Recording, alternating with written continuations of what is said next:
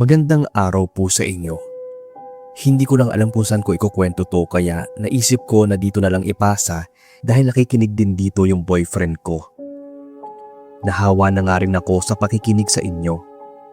Tingin ko ay ito yung tamang space na may maniniwala sa kwento namin ng boyfriend ko. Tawagin na lang po akong Mika, Sir Bob, 23, taga Metro Manila. Mahilig talaga kami mag-road trip ng boyfriend kong si Ken. Lalo na tuwing weekends. Pero itong ikukwento ko ay nangyari noong Holy Week last year. Nagpa siya kaming umuwi ng probinsya ni Ken somewhere sa norte kasi may reunion daw sa side nila. Since wala naman akong gagawin buong linggo ay sumama na rin ako. Mahaba yung biyahe. Halos 6 na oras na nga kaming nasa kalsada, puro kanto at palayan. Tapos sobrang dilim na. Kasi halos 10 PM na nung mga oras na yon. May warning na rin sa gas meter ng kotse namin kasi nga low fuel na. Kinakabahan ako kasi baka tumiri kami sa gitna. Tapos walang tao at walang mga ilaw sa daan. Mabuti na lang may nadaanan kaming maliit at lumang gasolinahan. Wala rin masyadong ilaw doon. Bukod lang sa madilim na fluorescent sa tuktok ng signage na halos mabura na nga ng pintura. May nakasulat na parang Ligas, pero kupas na. Akala namin ay sarado na kasi nga ay sobrang tahimik. Nagulat na lang kami nang may biglang lumabas na lalaki. Mukhang nasa late 40s na siguro siya, payat, nakasuot ng lumang uniform. Malapad yung pagkaangiti niya. Medyo natakot lang ako kasi hindi gumagalaw yung mga mata niya. Diretso na atingin lang. Sa tabi niya, biglang may lumitaw na batang mga 6 or 7 years old yata. Naglalaro siya ng kutsi-kutsihan sa sahig. Paikot-ikot lang sa tapat ng gas pump. Nagulat pa nga ako kasi hindi naman namin napansin yung bata kanina. Bumati si Ken doon sa lalaki. Ako naman, hindi na nakapagsalita kasi parang na-stuck yung tingin ko dun sa ngiti ng tatay. Hindi pa rin kasi niya inaalis yung ngiti niya tapos nakatingin lang sa amin. Parang ako na yung nangangawit para sa kanya. Nagtanong si Ken kung magkano na yung unleaded dahil parang hindi updated yung presyo na nakalagay sa signage. Pero hindi sumagot yung lalaki. Ilang beses nagtanong yung BF ko pero ayaw sumagot. Ako naman medyo nairita na at napansin na rin ni Ken na inis ako. Sinabi na lang niya na paggas kami ng unleaded. Sakalang gumalaw yung lalaki ng dahan-dahan. Yung parabang sa robot. Lumapit siya sa pump at kinapara pa yung hose. Tapos, ilang minuto ulit siyang nakatayo doon. Hindi nagsasalita at nakatayo lang. Pero kung sisilipin yung mukha niya, naangiti pa rin siya. Sinabi na lang ni Ken na pa 900 na lang. Tapos yung 100 ay tip na niya dahil medyo naawa din siya sa lalaki at sa bata at sa kalumaan na gasolinahan. Inabot niya yung pera pero hindi pa rin gumagalaw yung tatay. Yung bata naman naglalaro lang. So dahil nainip na ako na yung kumuha ng pera tapos sa bata ko inabot. Sinabi ko na ibigay niya sa papa niya kasi gusto ko na rin makaalis nun dahil kinikilabutan na nga ako sa kanila at sa lugar. Tumagilid yung ulo ng tatay pero hindi na siya naangiti. Tapos bigla siyang sumilip sa mukha ko. Tuwid na tuwid yung tingin niya. Di ko alam kung nagalit ba siya kasi kinausap ko yung anak niya. Napatapik ako bigla ng ilang beses kay Ken saka nagsabi sa kanya na umalis na lang kami. Halata ko rin na kahit siya, iba na yung pairamdam doon sa lalaki. Bago pa siya makasagot, may biglang dumaan na parang matandang magsasaka.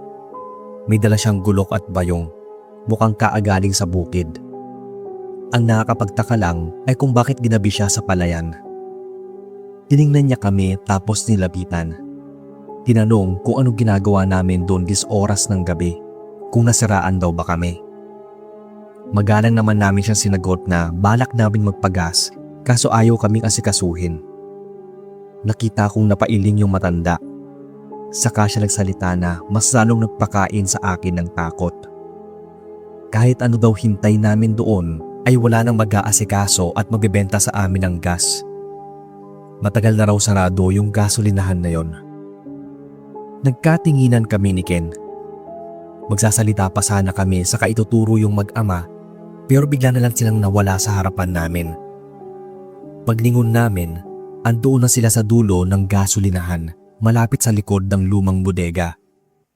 Pero mas lalo kaming natakot nang makita naming pareho na nakatingin sila sa amin. Naangiti ng sobrang lapad at baliktad pa nga yung leeg. Yung bata, hawak pa rin yung laruan niyang kutsi-kutsihan pero dumadaloy na yung dugo mula sa leeg niya. Nakalawit naman parang sirang manika yung leeg ng lalaki. Napatili ako bigla. Si Ken naman, agad in-start yung kotse. Pero bago kami makaalis, pinigilan kami ng matanda. Huwag daw kaming bastang tatakbo. Kung aalis daw kami ngayon, susundan kami ng mga yon. Kung ayaw daw kaming masundan ng mga ligaw na kaluluwa, mag-alay daw kami ng pagkain, saka dumaan sa simbahan at magdasal. Ipagdasal ang kanilang mga kaluluwa. Doon lang daw kami maliligtas. Kahit sobrang weirdo at takot, sinunod na lang namin yung matanda at taglapag kami ng dala naming pagkain. Isinakay din namin yung matanda dahil sasamahan niya raw kami sa simbahan. Sarado na raw kasi yun paggabi at hindi pagbubuksan kung hindi ka lokal. Sa kanya ikinuwento yung nangyari. Dati raw, may nagbabantay talaga sa gasolinahan na yon. Yun yung mag-amang nagpakita sa amin. Isang gabi, naiwan yung bata sa labas habang naglalaro. Hindi raw nito nakita yung paparating na kotse kaya nasagasaan yung bata. Sa sobrang galit ng tatay, sinugod niya yung sasakyan. Pero imbis na huminto, binangga rin siya at doon na siya natuluyan.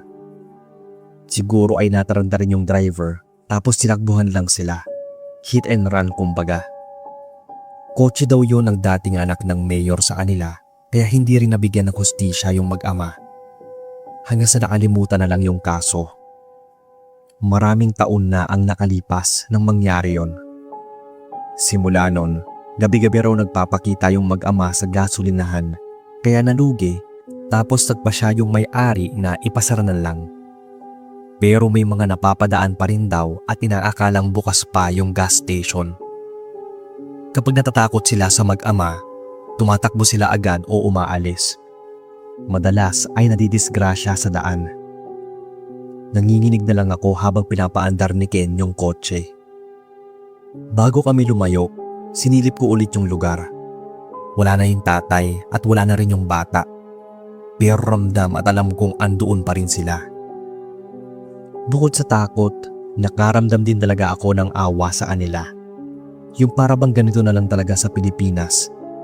Madalas kung wala kang pera, hindi mo makukuha ang hustisya. Hanggang sa maging kaluluwa na lang, pati na ang alaala mo. Pagdating namin sa simbahan, nagsindi agad kami ng kandila. Pero matagal ako nagdasal, hindi lang para sa kaligtasan namin, kundi para na rin sa tuluyang katahimikan ng mga kaluluwa ng mag-ama. Sana ay wala nang ibang makakita sa kanila o madisgrasya pa. Sana ay maging payapa na sila. Hindi ko na ikinuwento sa pamilya ni Ken yung nangyari. Pero simula nun, tuwing mag-road trip kami, dala ko na palagi yung rosary ko, pati na holy water. Kahit hanggang ngayon, tuwing naiisip ko yung itsura ng mag-ama, bukod sa awa ay nanlalamig at kinikilabutan pa rin ako. Hanggang dito na lang Sir Bob ang kwento namin ni Ken. Sana ay mabasa ninyo at mainarit sa channel. Mag-aabang po kami.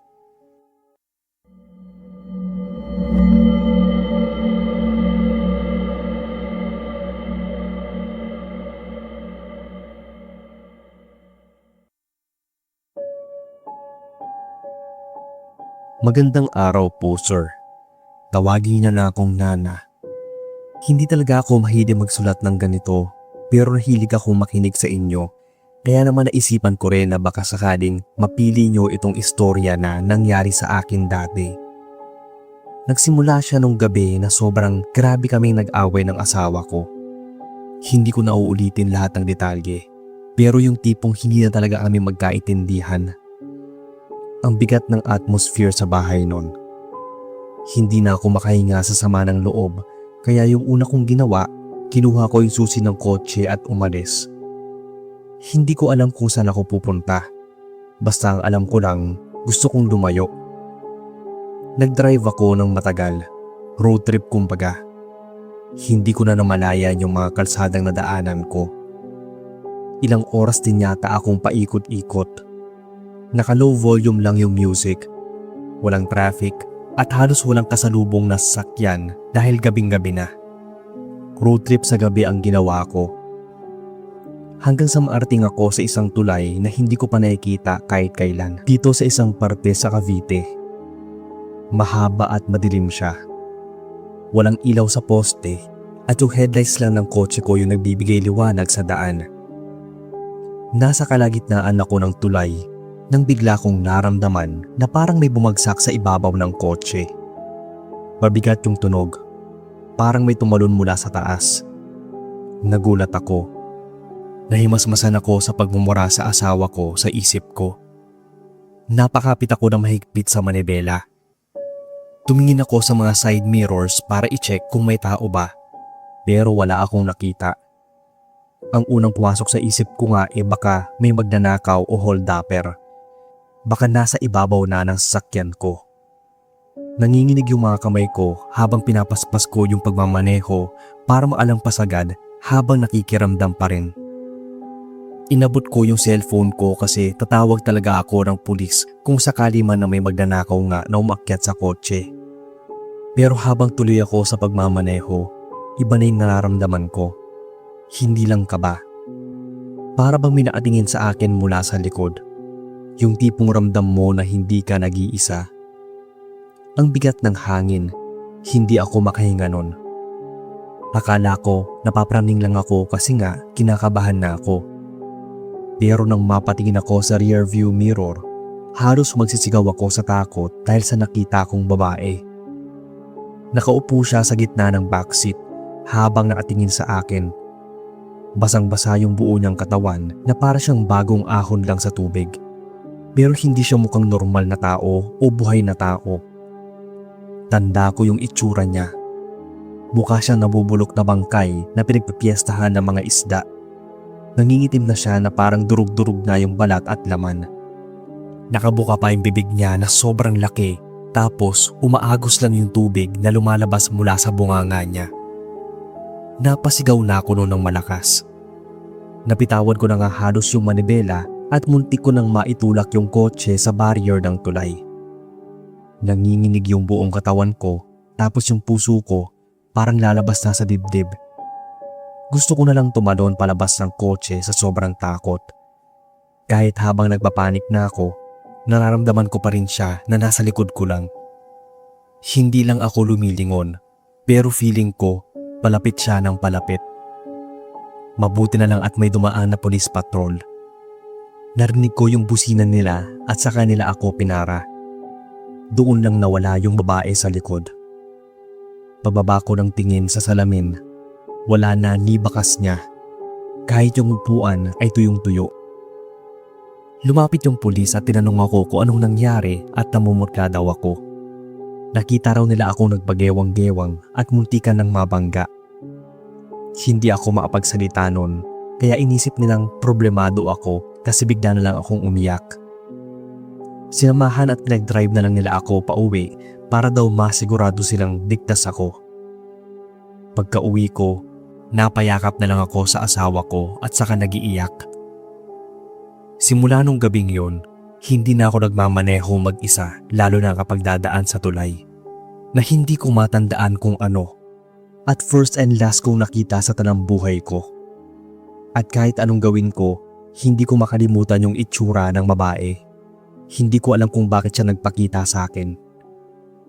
Minsan, binabangungot pa rin ako na andoon siya. At yung basang-basa niyang mga bakas na sinusundan ako hanggang sa loob ng bahay namin. Ito lang ang kwento ko, sir. Sana ay mabasa din niyo.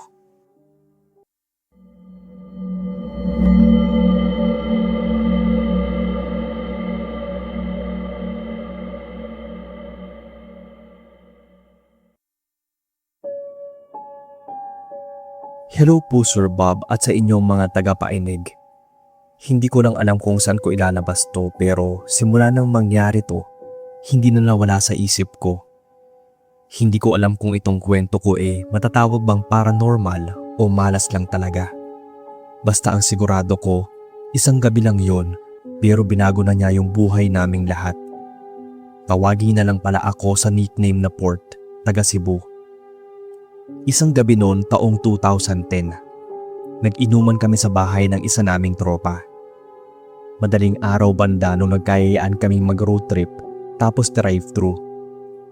Bali lasing na kaming lahat pero sabi ng tropa naming si Alan na may kotse, kaya naman daw niyang mag-drive. Lasing siya pero hindi naman daw sobra. Kumbaga tipsy lang. Ganon din naman ako. May tiwala naman kami sa kanya kasi siya talaga yung driver namin kaya sumakay na kaming lahat. At dahil may mga tama na kami, para na kaming mga pakawala. Todo music lang tapos minumura pa namin yung mga nadadaanan namin. Ewan, parang nan-trip lang kami nung una. Pero ang pinagtataka ko talaga, nasa passenger seat kasi ako. Nagulat na lang ako nang narinig kong parang nag-static yung radyo. Hindi naman namin ginamit yung radyo kasi naka-bluetooth yung speaker ng kotse. Pero sa pagitan ng mga kanta, parang may sumisingit sa boses. Napatingin ako sa radio panel. Tapos ilang minuto akong napatigil para painggan kung may naririnig ba talaga ako. Mahina siya pero malinaw para sa akin. Sigurado akong ilang beses kong narinig ang mga salitang ingat at takbo. Narealize ko na baka lasing lang ako kaya pinabayaan ko na lang. Nag-shot na lang ulit ako kasi may dala kaming alak. Hindi ko na sinabi sa iba kasi ayokong magmukhang praning at baka asarin lang ako. Tuloy lang kami sa road trip. Hanggang sa may biglang tumakbong aso sa harapan ng sasakyan. Nawala ng kontrol si Alan, siguro kasi lasing na. Tapos may malakas na ilaw mula sa harap. Sumalubong sa amin yung truck ng semento.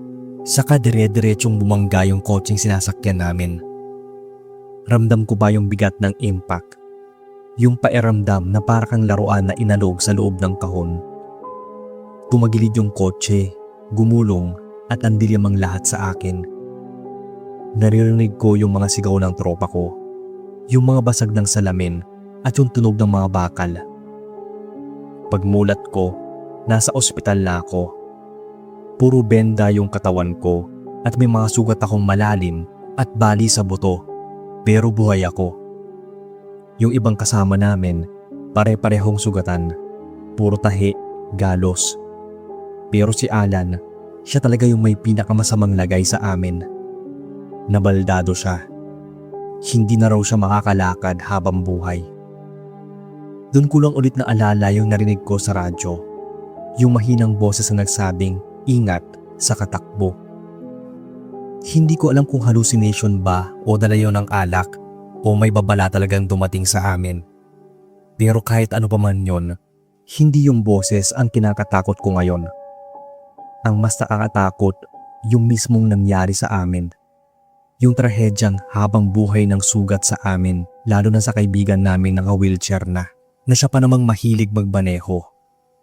At ako naman, halos araw-araw kong iniisip na baka kung nakinig ako sa radyo, baka kung nagpigil ako sa kanila at sumunod ako sa tama na hindi dapat magmaneho o bumiyahe kapag lasing, siguro ay hindi ganun ang nangyari sa amin. Kaya sana sa mga listeners nyo, laging maisipang mag-ingat at huwag kaming tutularan, lalo kapag nasa kalsada. Ito lang ang kwento ko, sir. Sana ay mainarate ninyo.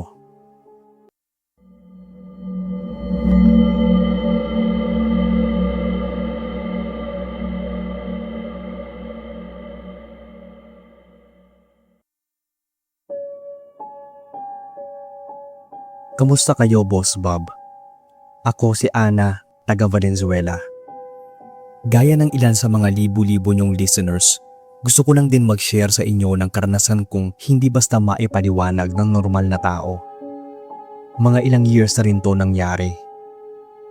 Isang gabi, Galing kami ng pamilya ko sa isang family gathering sa probinsya sa Pampanga.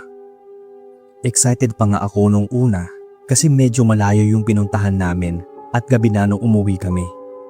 Road trip vibe kumbaga.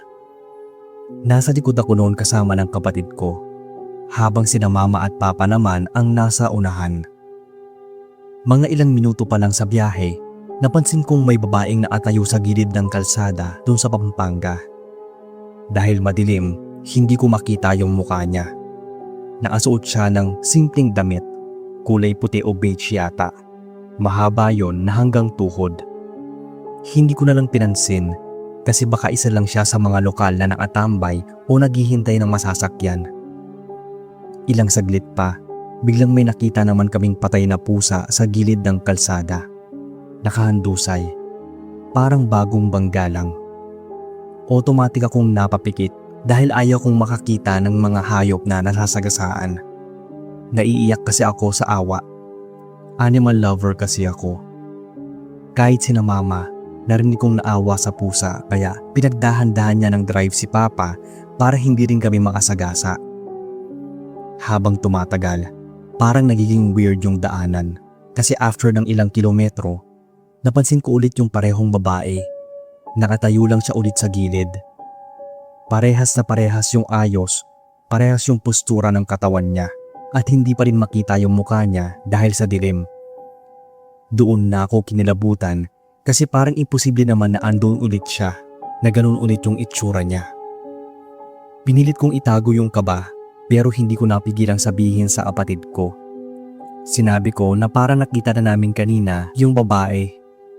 Nagulat siya kasi napansin din niya at akala nga niya ay siya lang yung nakakita.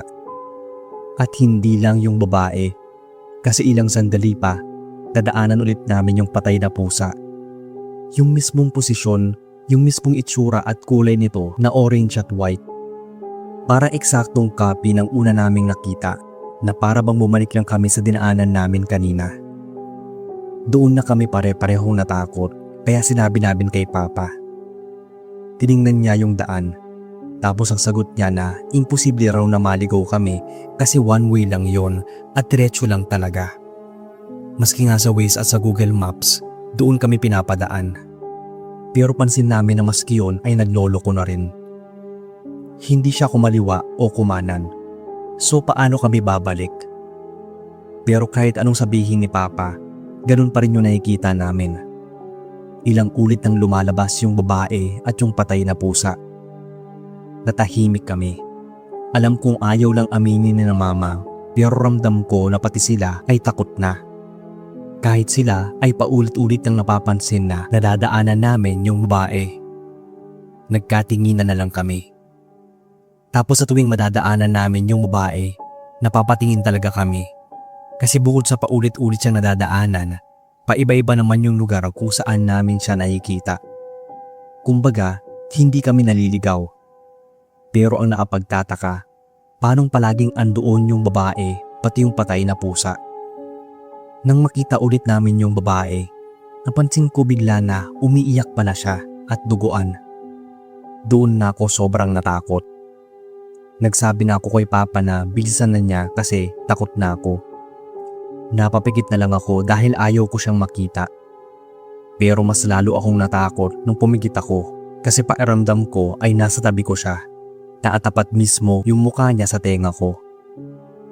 Napansin yata ni Mama na umiiyak na ako kahit yung kapatid ko ay umiiyak ng tahimik. Nagsabi si Mama na magdasal na lang kaming lahat. Nagsimula si Papa sa pagdadasal. Ramdam ko yung kaba. Yung pawis sa kamay ko kahit malamig naman yung aircon. Ang tagal namin nagdasal nun. Ilang beses pa rin namin nadaanan yung babae kaya palakas rin ng palakas yung dasal namin na halos nakakabingi na. Hanggang sa makita na namin yung exit palabas ng daan na yon. Paglabas namin sa highway, doon na gumaan yung loob ko. Nagbalik na yung mga ilaw ng poste, may ilan ng mga kotse at kahit papaano, parang naging normal yung paligid. Para akong nabunutan ng tinik, pero hindi pa rin ako inaalisan ng takot. Kasi bago kami tuluyang lumiko papunta sa highway, napatingin ako sa side mirror. doon ko nakita yung babae. Nakatingin siya sa akin na para bang hinahabol ako ng mga mata niya. Tapos naglakad siya papunta sa gitna ng kalsada. At kahit na malayo na kami, ramdam ko pa rin yung presensya niya. Hindi namin yun kailanman pinag-usapan ng pamilya ko kahit makauwi. Kahit sa kapatid ko, hindi na namin pinagkwentuhan pa yung nangyari. Tingin ko kasi na trauma kami at hindi namin alam kung paano hihimayin yung nangyari sa amin. Pero sa aming lahat, ako talaga yung hindi makalimot hanggang ngayon. Minsan kasi ay nananaginip pa rin ako na andun kami sa kalsadang yon. Paikot-ikot at walang katapusan. Hanggang sa yung babae, hindi na sa labas nakatayo, kundi sa loob na at katabi ko sa likod ng kotse. Tapos bigla na lang ako magigising nun. Hindi ko alam kung anong pahiwatig nun, pero ang creepy talaga.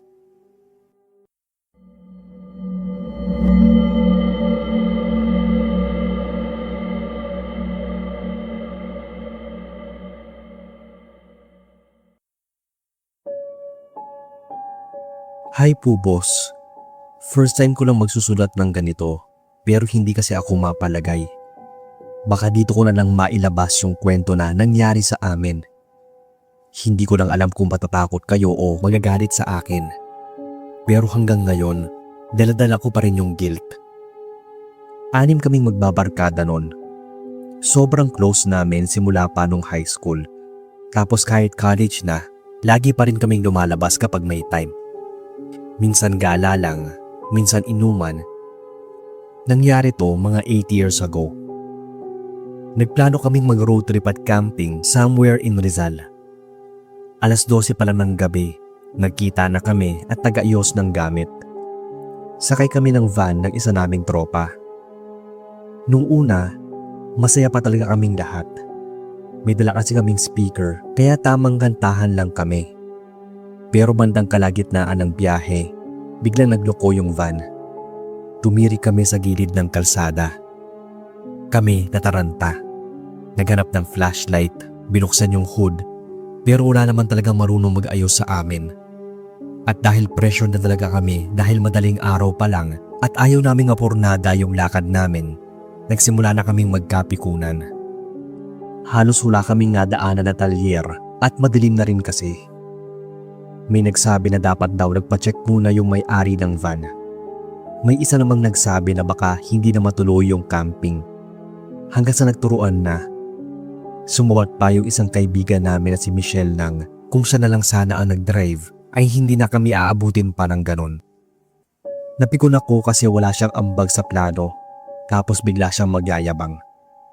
Hilig niya kasi talaga yung ganung ugali dati pa kaya napuno na rin ako. Nasagot ko tuloy siya ng pabalang ng may utak pala siya. Akala ko kasi ay puro landi lang. Natahimik ang lahat sa sinabi ko.